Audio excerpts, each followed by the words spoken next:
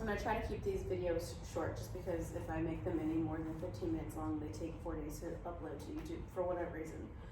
Okay, so how to reinforce behaviors. When we are offering rewards, I like to make it a point to be prepared when we're working with our dogs, especially for dogs that are a little more leash reactive, which is directing this at our two littler ones, because most dogs are pretty vocal they tend to be more vocal genetically. I want to help them be successful when they encounter things that make them a little nervous, where they feel like they need to be vocal.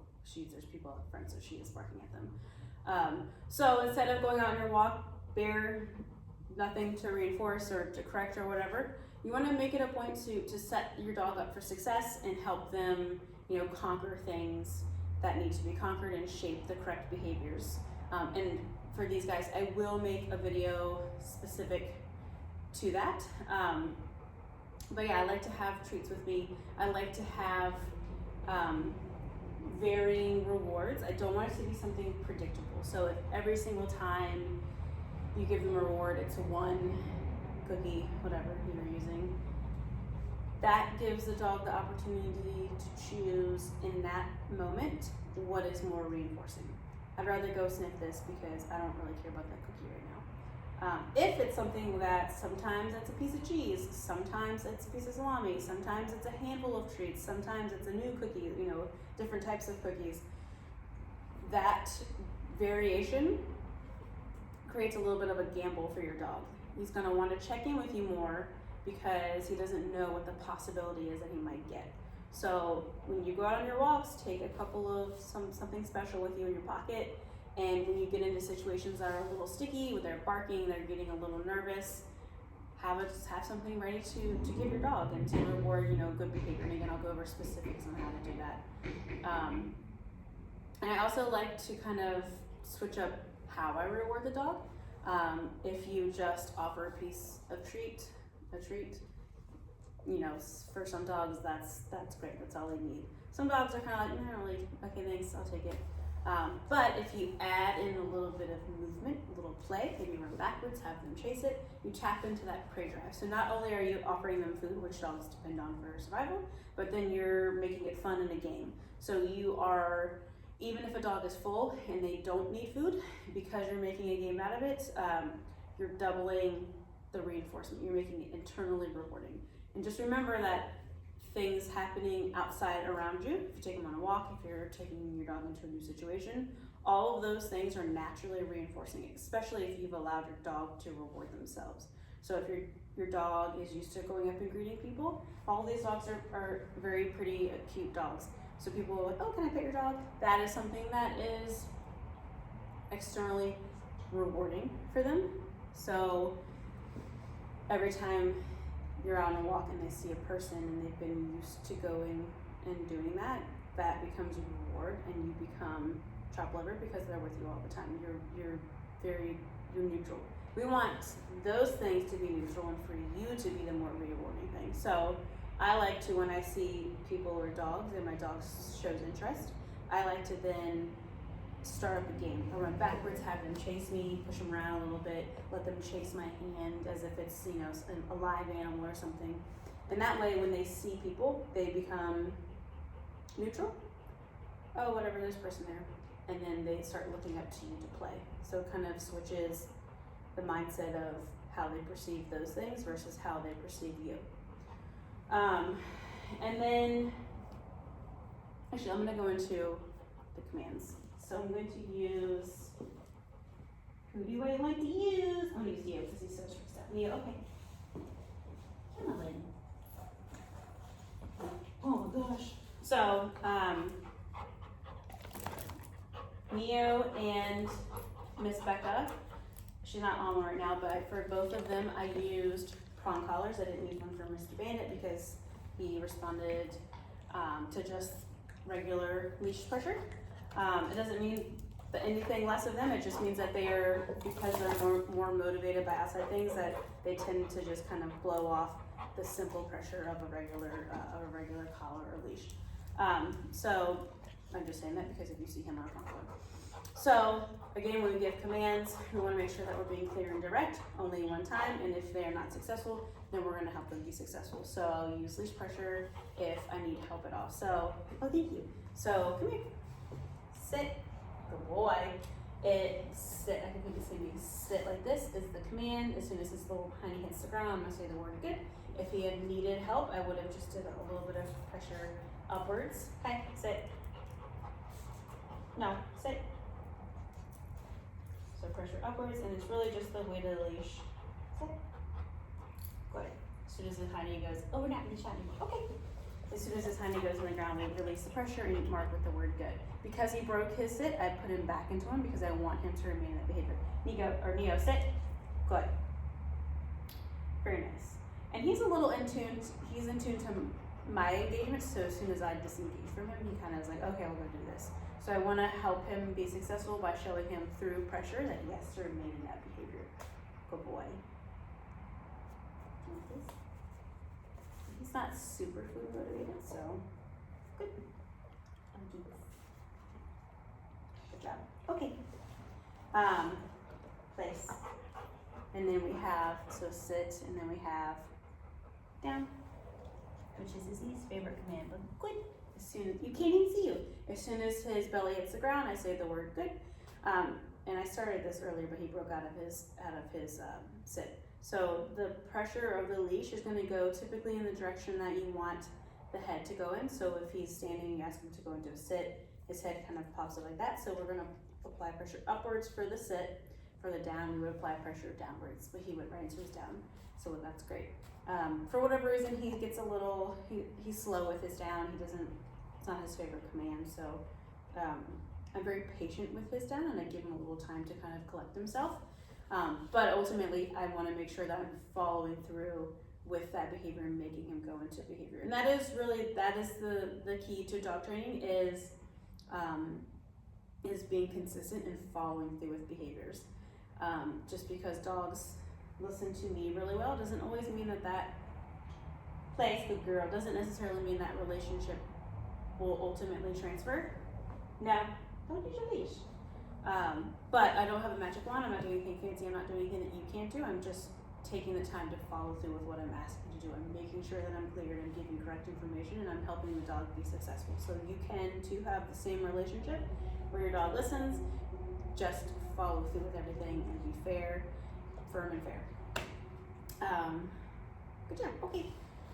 So with the stay, the stay is implied with sitting down. When I tell them to sit, when I tell them to down, they need to remain in that behavior. But I know most people like to have that stay command. So if I want him to go into a sit stay, I would tell him to sit, and then I would just say stay. It's just a flat palm towards the face. If I want him to be in a down stay, down, stay. What are you doing? No. If your dog is in a sit stay and they lay down, I'm okay with that. To me, that's your dog committing to being in behavior and relaxing. So usually it's their feet slip out, they want to relax, whatever. If your dog is in a down stay and they pop up into a sit or stand up, I'm going to make them go back into a down. If your dog breaks the stay altogether, we want to make sure that we take the dog back to the original spot or as close to it as possible. Something like in a context like this, maybe not a big deal, but we want to practice that and enforcing them being in the spot where you told them for situations where maybe it does matter. Like if you're going to cross the street or you have them in a stay while you go grab something and there's other people around that are maybe are nervous around dogs or other dogs or whatever. The more you practice the behaviors and you follow through and you set, firm guidelines and more controlled setting, then that helps establish with your dog that what you just said, you mean it, and that they have to do it regardless. And I don't mean for that to sound like, bossy or in charge. Think of it in regards for their safety. That the reason that we use training in these commands is it's to help them exist in our world and to keep them safe. You are their caretaker. We want to make sure that you're showing them how to safely and properly exist in your world. And then the place command, which is what they've been doing. the reason or the things that I use the place for are it's going to be for impulse control. So regardless of what's happening around them, they have to remain on their place. So before I get into all that, it doesn't have to be one of these bed thingies. If you have one of these, great. It could be a dog bed, a mat, a blanket, a towel, a napkin for the littler ones. Something where they can distinguish what their boundaries are. So I usually say if at least 2 paws are on, or it looks like they think they're on. Like if they kind of get up to scratch and they lay back down and half of their body's off, but it looks like they think that they're on there. I'll let you be as strict as you want. They can have as many places as you would like. So some people, they like to have multiple places. In my household, we have an open floor plan and we don't want beds everywhere. So we have one, and if I need to move it around, I'll move it around, or 2, because I have 2 dogs. I'll move it around the house when I need them to kind of be in the area, not, walking under my feet or bothering me. I usually recommend them being in places where you're frequent. So living room, kitchen, like off to the side, in the dining room. Use them for places where you need to be doing things and not, having so much to micromanage your dog, or being mindful of where they are. So they can't be jumping up on you, sniffing you, stealing food, things like that, jumping up on the counter. So, or if you're sitting on the couch and you want to eat popcorn or eat a snack or have people over, we're sitting into their place, we're giving them something to be doing, while still being a part of family time or whatever time. So yeah, impulse control, this is great for if you're just in your house and you're watching TV and you send your dog to your place. You should be able to get up from the couch, go grab something from the kitchen, come back in, sit down, open, and start eating, or get up, go to the bathroom without your dog following you. If they start to follow you, no place. People come over, no place. You'll have to practice these things at home. Like, they know how to do this stuff here. Obviously, I've never been to your house to train before, so I've worked with them on their places in many places I possibly can here with what I have to work with. So we go down the road to the apartment building, like the little park-ish kind of area out front, and over there next door in the kennel room where it's really loud and crazy, in here, and then there's other rooms in the building, the loft upstairs, places like that. But obviously you'll have to figure out how to do it at your house too. Anyway, so you'll want to start, asking for their place in your home, and when people come into the room and things like that, that's going to teach them that they don't have to necessarily react to changes in the environment. So that helps with impulse control, and that in that situation will help in other aspects of their life where they don't need to be responding to every little thing that's happening to them or around them. If you drop food, if you enter the room, someone enters the room, someone comes around the corner, they know that when the direction that you gave them is the direction that they need to continue to follow through with. And then it's a really great command for putting calm on command. So I know a big phrase is a tired dog is a happy dog, and exercise is super, super important. It should never be taken from your dog's life. You want to make sure that you're giving them proper enrichment to help keep them satiated with their different drives and with their emotions and things like that, energy levels. But I don't think that you should only be able to enjoy your dog if they're worn out or tired. That doesn't make exercising alone does not make a trained dog. It just kind of, temporarily makes them tired. But endurance is a thing, and the more you exercise your dog, the more their endurance builds, and then pretty soon you have a super dog. So we want to balance that energy outlet with calm mental stimulation. So I know for me personally, my dog, I have a shepherd, and she is a psychopath, and I will run her she likes to chase my 4-wheeler. I will run her for 30 minutes straight, full speed, and she'll come inside and chase a fly in the house. So she's like, that was great. Now she got worked up, she got aroused, and she's excited. What does help her is 10 minutes of obedience. She'll go and lay down, because I got her slowing down, thinking things through, and using her brain, and that puts her in a calmer state of arousal. So you want to have a good balance with the two. Just using one isn't going to make a well-balanced dog. You have to have both. So the place command is just a good option for that. Or just obedience. I'm kind of segueing to other things. You want to make sure that you're practicing these behaviors and these commands fairly regularly. And your training sessions, they should only be a couple minutes at a time. You don't need to be doing hour-long sessions. That's going to make it, unfun for you, and it's going to seem like a task. Whereas I like to just involve my dogs in things that I'm already going to be doing. So if I'm making dinner, I put them in a down state or a place, off to the side. They can hang out, watch they're working, even though they're just laying there. I make them wait to go in and out of doors. They really, this is their thing. They like to come check the mailbox with me, but I live out in the country, so I have a really long driveway. They run around circles with me till we get up there, but they know that there's a certain threshold that I won't, it's invisible, there's nothing there, it's just the driveway. They know where it is and they get to it and they stop and they go into a down. And it's something that's it's complicated but really easy for them. They get really excited about it and it works them, and I don't have to do any work, I just walk and go get the mail. So silly things like that, like you just get to work on your obedience, but it's during things that you probably already doing, and you're strengthening the fluidity, if that's a word, of your obedience with your dog. So you practicing these behaviors at home pretty regularly is going to